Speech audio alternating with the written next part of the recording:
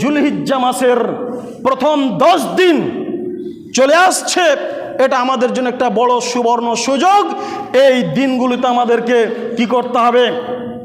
সঠিকভাবে দিনগুলিকে মূল্যায়ন করতে হবে এবং সিয়াম পালন করতে হবে।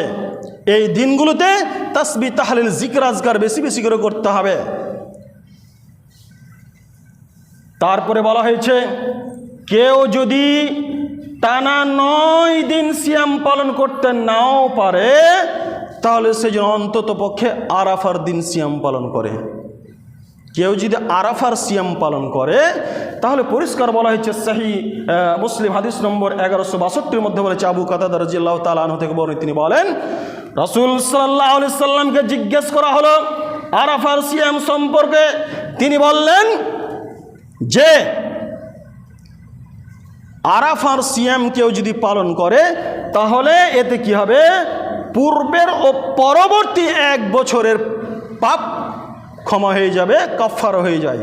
অর্থাৎ 1 বছর আগেকার এবং 1 বছর পরের, 1 বছর আগের 1 বছর পরের, অর্থাৎ 2 বছরের পাপ ক্ষমা হবে।